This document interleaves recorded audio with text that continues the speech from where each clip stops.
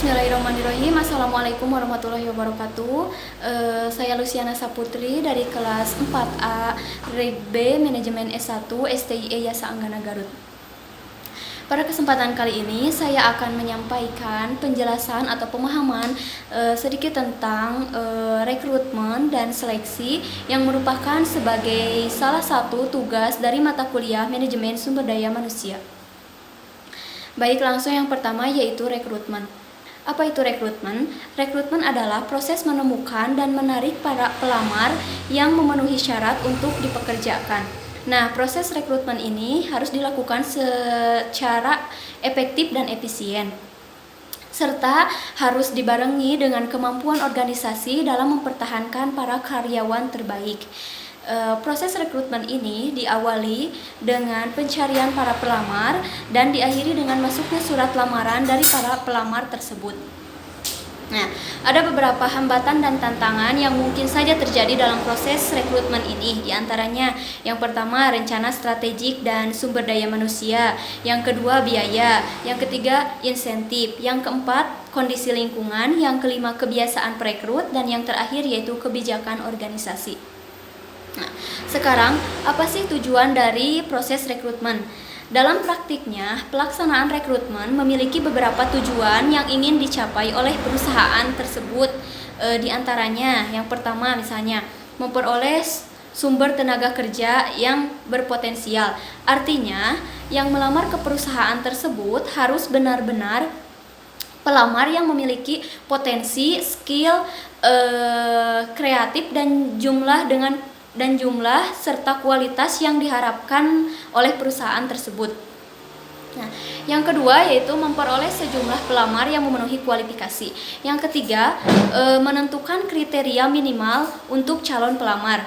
Artinya di sini pelamar harus memenuhi persyaratan yang dikeluarkan oleh perusahaan tersebut. Misalnya perusahaan mengeluarkan dengan syarat minimal IPK berapa, usia berapa, dan pengalaman kerja seperti apa. Yang keempat yaitu untuk kebutuhan seleksi. Artinya dengan adanya kualifikasi yang melamar tinggi, tentu ini memberikan keuntungan kepada perusahaan dalam menentukan calon pelamar yang diinginkan. Nah, dengan demikian, secara garis besar, tujuan dari rekrutmen adalah memenuhi kebutuhan perusahaan dalam hal sumber daya manusia. Hasil dari proses rekrutmen ini adalah adanya sekumpulan pelamar yang siap untuk diseleksi. Baik, yang selanjutnya yaitu materi tentang seleksi. Apa itu seleksi? Nah, seleksi adalah proses bertahap untuk memperoleh dan memanfaatkan berbagai informasi mengenai para pelamar untuk menentukan siapa saja yang akan mengisi lowongan posisi di dalam perusahaan tersebut. Ya. Proses seleksi ini dimulai dari masuknya surat lamaran sebagai hasil dari proses rekrutmen tadi. Dalam proses seleksi ada beberapa teknik dalam menilai pelamar. Di antaranya yang pertama, riwayat pribadi pelamar. Nah, di sini kita bisa tahu pelamar yang mau melamar ke perusahaan tersebut itu lulusan dari SD mana, SMP mana, SMA mana, sampai perguruan tinggi mana dengan IPK berapa. Nah, semua itu bisa dijadikan sebagai bahan pertimbangan untuk perusahaan menarik pelamar yang mau bekerja di perusahaan tersebut. Nah, yang kedua yaitu pemeriksaan referensi dan latar belakang. Yang ketiga, tes tulis. Yang keempat, simulasi kerja. Yang kelima, pusat penilaian. Yang keenam, wawancara. Dan yang terakhir yaitu tes kesehatan. Nah, sedangkan tahap-tahap seleksi menurut Werder dan Daris yaitu yang pertama wawancara awal, yang kedua tes kerja, yang ketiga wawancara seleksi, pemeriksaan referensi dan latar belakang, yang selanjutnya yaitu pemeriksaan kesehatan, wawancara dengan calon atasan, tinjauan kerja nyata, dan yang terakhir yaitu keputusan penarikan karyawan baru. Nah, ada beberapa jenis-jenis tes kerja di dalam proses seleksi ini, yang diantaranya yang pertama ada tes psikologi. Di sini perusahaan melakukan proses pengukuran kepribadian dan kreativitas. Yang kedua ada tes pengetahuan. Di sini dilakukan pengukuran kemampuan numerik dan kepemimpinan.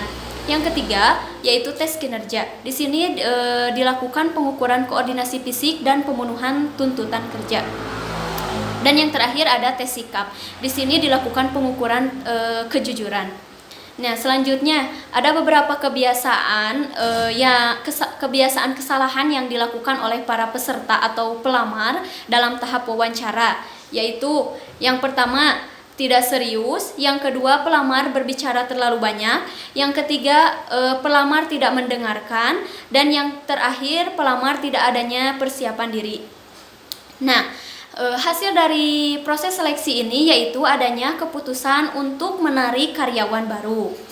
Nah, kesimpulannya, dengan adanya proses rekrutmen dan proses seleksi yang dilakukan secara efektif dan efisien, maka diharapkan perusahaan dapat memenuhi harapannya untuk mendapatkan sumber daya manusia yang berkualitas yang sesuai dengan harapan perusahaan tersebut.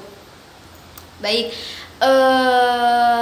sekian yang bisa saya sampaikan mengenai rekrutmen dan seleksi. Terima kasih. Wassalamualaikum warahmatullahi wabarakatuh.